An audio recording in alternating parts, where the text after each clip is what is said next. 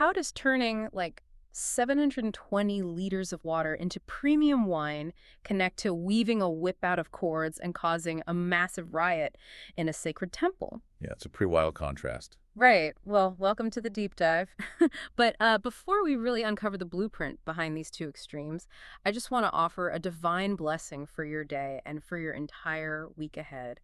May you find clarity, peace, and purpose in whatever's in front of you right now. That's a great way to start, Yeah. because it is a profound juxtaposition to look at today. I mean, it perfectly frames the tension in the material we're examining. Absolutely. And just so you know, we've got our hands on the detailed study notes from the Holman and NAA study Bibles, specifically zooming in on the Gospel of John, chapter 2. Right, which is a fascinating chapter. It really is. And the mission for this deep dive is to explore those two wildly contrasting events. I mean, you have a quiet, sort of behind-the-scenes miracle at a rural wedding, and that's immediately followed by a chaotic, super aggressive confrontation at the temple in Jerusalem. Yeah, to anyone just casually reading it, it almost feels like reading about two completely different historical figures. It totally does. But the study notes make this really compelling case that these two events, they actually form a unified, highly intentional blueprint. They're essentially two sides of the exact same coin. Right. Demonstrating Jesus completely replacing old religious systems with himself. Exactly. The contrast is the point. The author of this gospel is deliberately setting up a thematic collision. So, to understand how that blueprint works, I guess we have to immerse ourselves in that first event, which is rooted in a massive social crisis in a tiny village called Cana of Galilee. Yeah, and the archaeological notes are actually pretty specific here. They place this village, likely a site called Khirbet Kana, about 13 kilometers north of Nazareth. Okay, so a real tangible place. Oh, absolutely. It sits right on a prime location along the Roman road, and excavations there have turned up substantial quantities of Roman-era pottery fragments. Oh, wow, that's really cool. So we're looking at a historically grounded community. And in this community, a wedding is taking place. Right. But, we have to remember, this isn't a modern wedding. Right, where if the catering falls through, someone just makes a quick run to the store. Exactly. No, not at all. In the ancient Near East, a wedding was a week-long community covenant. A whole week. A whole week. It was deeply woven into the fabric of family honor. I mean, the entire village would be involved. The hospitality extended by the host family was a direct reflection of their standing, their dignity, and their respect for the community. So running out of wine isn't just a logistical hiccup. No, it's a profound social catastrophe. It would bring lasting shame on the couple and their families. Like the ultimate cultural faux pas. Exactly. In an honor and shame society, it's devastating. Which I guess explains why Mary, Jesus' mother, seems so incredibly invested in this. The notes actually suggest she likely had some connection to the host family, right? Yeah, perhaps helping coordinate things behind the scenes. So she sees this impending disaster.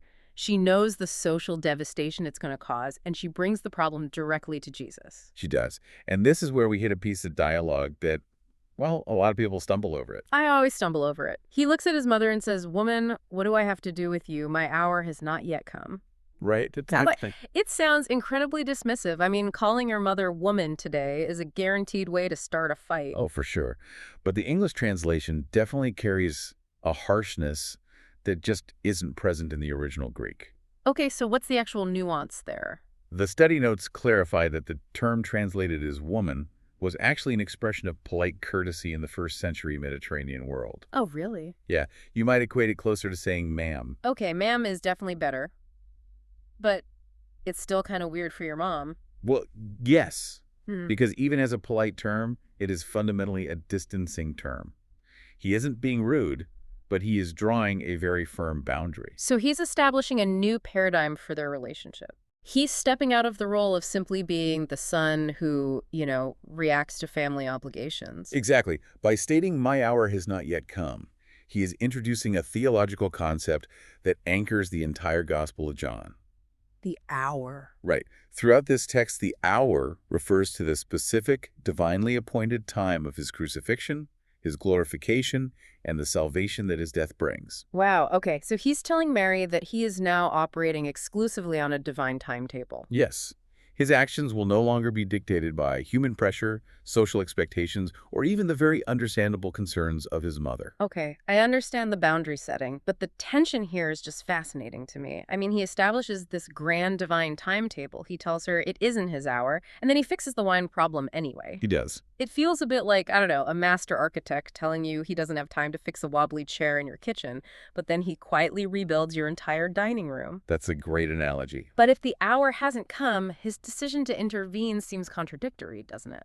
It seems contradictory until you look at the mechanism of the miracle. I mean, the how. Okay. He doesn't just materialize wine out of thin air, nor does he, just refill the empty wineskins. Right. He directs the servants to those stone jars. Yes, specifically 6 huge stone water jars. And the material of those jars is the key to the entire event. The notes emphasize that they were made of stone, not clay. Why does that matter? Well, in first-century Jewish purification rituals, stone was essential because, unlike porous clay, stone did not contract ritual impurity. Ah, okay. Yeah, these jars were used for the ceremonial washing of hands and utensils. They were the very instruments of the outward ritualistic system of the era. And they were massive. Right. Huge. The text notes they held 2 to 3 measures each. When you calculate the volume across all 6 jars, you're looking at a maximum capacity of roughly 720 liters. So over 190 gallons of water. Exactly. That is a staggering amount of liquid. I mean, you do not need 190 gallons of wine to finish out a village wedding. No, you don't. The scale of it is almost absurd. But the absurdity of the scale is the theological point. How so? The lack of wine at the wedding is functioning as a metaphor for the aridity, the emptiness, and the joyless exhaustion of the first-century religious system. Like the system had run dry. Exactly. So Jesus takes the exact vessels of that empty system, those stone jars of purification, he fills them to the absolute brim and transforms the water into an overwhelming, superior, top-tier wine. Oh, wow. So he isn't just saving a family from social embarrassment. No, he's putting on a physical demonstration of replacement. He's showing that the old system of repetitive, empty rituals is being entirely replaced by an era of overwhelming, joyous abundance. Yes, and that demonstration of replacement is exactly why the text calls this event a sign rather than just a miracle. Right. The study notes make a critical point here. They explicitly say this water-to-wine event is the first of his signs. That word sign is basically the structural skeleton of the Gospel of John. Yeah, the source material actually includes a chart mapping this out, which completely changed how I read the book. It outlines the 7 signs. Because John's Gospel isn't a comprehensive diary, the author has curated a specific portfolio of 7 signs that systematically point to Jesus' identity as the Messiah. So what are they? Well, it starts with transforming water into wine. Then, healing an unofficial son from a distance. Third, healing a paralyzed man. Fourth, feeding a massive multitude. The 5,000. Right. Fifth, walking on water. Sixth, healing a man born blind.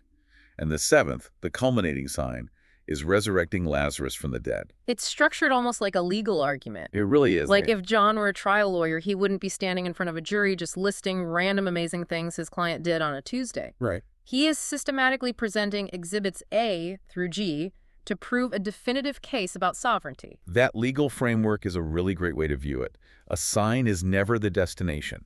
It is an indicator pointing to a greater reality. And the study notes provide a brilliant historical contrast to highlight this. Yeah. If you look at various apocryphal gospels. Those are the texts written centuries later that were rejected from the biblical canon, right? Exactly. They often depict Jesus performing these flashy, bizarre magic tricks in his childhood. Like what? Molding clay birds and making them fly, or striking down people who bumped into him. So just self-serving spectacles. Yeah, pretty much. But John explicitly states that Cana was the beginning of his signs. His divine identity was veiled before this moment. And when he does begin to act, these 7 curated signs are never self-seeming parlor tricks. Never. They are profound demonstrations of his authority as the creator over nature, disease, and death. And they're always driven by a deep theological purpose and profound compassion for human brokenness. So Exhibit A, the water to wine that establishes his authority to replace the empty rituals of the private, rural religious life. But the text doesn't let him stay in the rural village. The notes mention he takes a roughly 26-kilometer walk down from the mountains of Cana to Capernaum by the Sea of Galilee. Which eventually becomes his base of operations. Right. But he only stays there a few days because Passover is approaching, and that means a journey up to Jerusalem. And this is the narrative pivot. He moves from a private setting to the most public, highly charged stage in the ancient world. The temple in Jerusalem during Passover. Exactly. So if Cana was about asserting authority over the ritual silently, Jerusalem is about asserting authority over the institution explosively. That's a great way to put it. But I have to admit, when I read the description of the temple courtyard, I initially sympathize with the merchants. Oh, really? How so? Well, the text says the courtyard was clogged with people selling oxen, sheep, and doves, and money changers sitting at tables. But if I am a first-century pilgrim, I've likely traveled hundreds of miles on foot. I cannot realistically drag an unblemished sacrificial sheep across a desert for 2 weeks. Furthermore, the Roman coins in my pocket have the stamped image of a pagan emperor, which is strictly forbidden to use for the sacred temple tax. Also true. So, on a purely logistical level, weren't these merchants and money changers providing a vital, necessary service for the worshippers? You are touching on the exact defense the temple establishment would have used. Logistically, yes, the pilgrims needed animals, and they needed acceptable Tyrian shekels to pay the tax. So what's the problem? The corruption wasn't inherently in the existence of a market. The corruption was rooted in where the market was placed and how it was operated. Okay, the where seems to be the crucial detail in the Greek text. What does it say? The linguistic distinction is vital here. The Greek word used to describe the area Jesus enters is hieron. Hieron. Yeah, this refers to the massive outer temple complex, and specifically, the court of the Gentiles. By design, this outer courtyard was the one specific place in the entire complex where non-Jews, the nations of the world, were permitted to gather, pray, and seek God. But the temple authorities had sanctioned a massive, noisy, foul-smelling livestock market right in the middle of it. The livestock market and a financial exchange, yes. So by setting up the logistics there, they were physically walling off the rest of the world from accessing God. They turned a place of international prayer into a congested bazaar. They destroyed the very theological purpose of the space. And you mentioned the how was also an issue. The how was equally insidious. The study notes point out that this was basically an extortion racket. Really? Yeah, the merchants and money changers had a localized monopoly sanctioned by the temple elite. They could charge exorbitant exchange rates and highly inflated prices for approved animals. Wow. So they were ruthlessly taking advantage of weary, devout pilgrims who had absolutely no other options. Exactly. It was a corrupt, predatory commercial enterprise masking itself as a religious necessity. Knowing that context changes the entire read of his reaction. I mean, he doesn't pull the temple priests aside for a polite theological debate. Definitely not. The text says he physically makes a whip out of cords. He drives the sheep and oxen out of the courtyard. He takes the money changers' coins and scatters them across the pavement, violently overturning their tables. He points at the dove sellers and shouts, "Take these things out of here. Don't make my father's house a marketplace." It is a breathtaking display of prophetic zeal. In fact, as the disciples are watching this chaos unfold, the notes mention they recall a specific line from Psalm 69, verse 9. Which is? "Zeal for your house will consume me." Ah, okay. The Jewish expectation of the era was that when the true Messiah finally arrived, one of his primary tasks would be to purify the temple. So Jesus is fulfilling that expectation with this fierce, uncompromising devotion to the holiness of God's dwelling place. Yes, but we also have to recognize the immense socio-political danger of this act. Because it's Passover, the city is flooded with hundreds of thousands of pilgrims. And the Roman garrison is on high alert for any sign of a riot or rebellion. Right.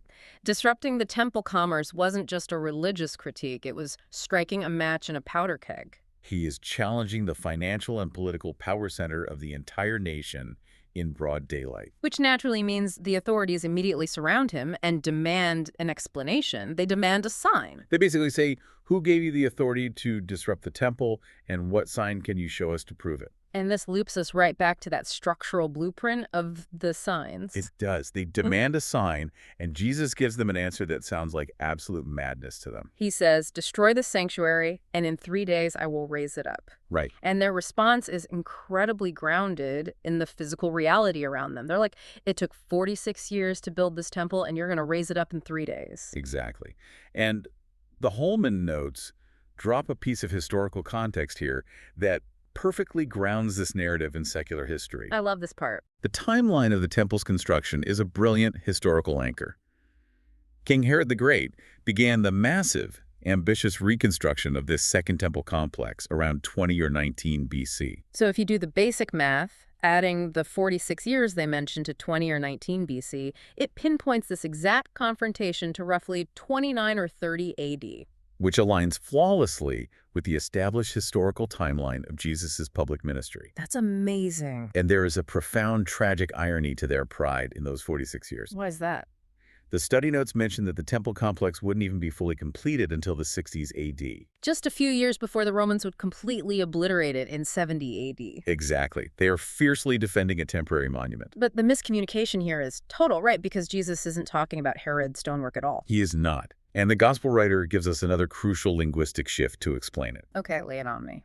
When Jesus says, destroy this sanctuary, he is no longer using the word hieron, which meant the outer courtyard where the tables were flipped. Right. He uses the Greek word naos, Naos, meaning the inner sanctuary itself. specifically the Holy of Holies, the very epicenter of God's presence on earth. Wow. And the text explicitly adds the commentary. But he was speaking about the sanctuary of his body. This is the ultimate universe-altering paradigm shift. It really is. He is publicly declaring that the physical building of stone, gold, and curtain is now obsolete. He is the new temple. The presence of God is no longer bound to a geographical location in Jerusalem. It is bound to him. He is the new center of worship and the new meeting place between humanity and the divine. Yes. So when the authorities ask for a sign to justify his cleansing of the temple, he points past the immediate moment to the ultimate sign. His own future death and resurrection. Exactly. The resurrection is the irrefutable proof of his authority to dismantle their system. Yeah, and John is careful to note that the disciples themselves didn't understand this in the moment. It was only after he was raised from the dead that the pieces clicked into place and they remembered these words and believed. That hindsight is a major theme. We have to look at the immediate aftermath of this, though, because he has just performed a miraculous sign in Cana, and now he has dramatically cleansed the temple in front of massive Passover crowds. The public is definitely watching. Right, and suddenly he has a surging movement, people are hyped, but his reaction to this sudden popularity is deeply counterintuitive. It goes against every instinct of modern leadership or movement building. Totally. At the very end of chapter 2, there is a fascinating piece of wordplay in the original Greek. What does it say? The text observes that while he was in Jerusalem for the festival, many people believed in his name when they saw the signs he was doing. Okay. But in the very next breath, it says Jesus did not entrust himself to them. That feels like a paradox. They believed in him, but he didn't entrust himself to them. The paradox is built on the Greek verb pisteuo. Pisteuo. The crowd pisteuo, they believed in him. Mm-hmm. But Jesus did not pisteuo and trust himself to the crowd. If I am trying to establish a new paradigm and suddenly thousands of people are cheering my name because I just stuck it to the corrupt temple elite, I am leaning into that crowd. I am organizing them. Of course you are. Why does he pull back? Because he possesses divine omniscience regarding the reality of human nature. The notes emphasize this heavily. He didn't need anyone to testify to him about mankind because he knew exactly what was in the human heart. So he knew their belief was paper thin? Precisely. They were just fans of the spectacle. They wanted a show. They were drawn to the miracles, the excitement, and the very real possibility that he was the political rebel who was finally going to lead a violent uprising against Rome. They were projecting their own desires onto him. They completely missed his true spiritual identity and the actual mission of the naos, his body being destroyed for salvation. He refused to be swayed or defined by superficial fandom. He can read the room, but more importantly, he can read the soul, which makes perfect sense when you look at where the gospel narrative goes immediately after this. Exactly. The study notes highlight that this observation of his omniscience perfectly sets the stage for the deeply personal encounters in the following chapters. Oh, like Nicodemus. Yes. In chapter 3, he is going to sit down with Nicodemus, a highly educated, powerful elite from the Jewish religious establishment. And then chapter 4 is the Samaritan woman at the well. Right. A social outcast with a fractured past from a despised religious sect. Two people on the absolute opposite ends of the social, moral, and religious spectrum. Yet, because Jesus knows what is in the human heart, he isn't distracted by Nicodemus's honorable public standing, nor is he repelled by the Samaritan woman's public shame. He discerns that both of them, underneath the surface, share the exact same profound need for spiritual rebirth. He bypasses the superficial and speaks directly to their deepest realities. The continuity of this narrative is just brilliant, and it brings everything we've explored today into a single cohesive It focus. really does. When you look at the entirety of John chapter 2 through the lens of these study notes, you realize that Jesus didn't just come to refill some empty jars so a village wedding could keep dancing. Right. And he certainly didn't walk into the temple courtyard just to politely reorganize the tables and ask for better exchange rates. He wasn't a reformer tweaking the edges of an old system. He came to completely dismantle the old, empty, and corrupt systems and replace them entirely with himself. The replacement theme is undeniable. The stone jars meant for outward, endless purification were replaced by the superior wine of a joyful new covenant. And the massive 46-year-old architectural wonder of the physical temple was replaced by the living reality of his own resurrected body. He is the ultimate reality that all of the ancient rituals, the stone jars, and the golden buildings were merely shadowing. That's beautifully said. Which actually brings up a fascinating, provocative thought to leave you with as we wrap up today. Okay, what's that? Well, Jesus told the authorities, "Destroy this sanctuary, and in 3 days I will raise it up," referring to his body. About 40 years after he said those words, in 70 AD, the Roman legions marched into Jerusalem and actually did destroy the physical stone temple. Yes, they did. They burned it to the ground and dismantled it stone by stone. For the early readers of this gospel, seeing the physical center of their religion literally turn to ash must have been terrifying. Absolutely devastating. But it also must have been the ultimate, undeniable validation of what Jesus claimed in this chapter.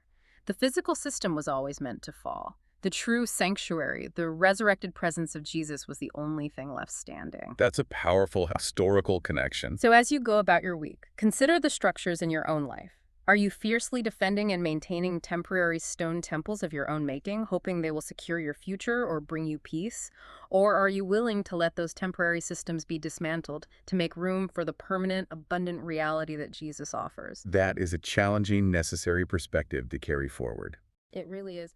Well, thank you for diving into this incredible blueprint with us today. And as we sign off, I just want to say that God blesses all the listeners. May you walk in that true abundance today.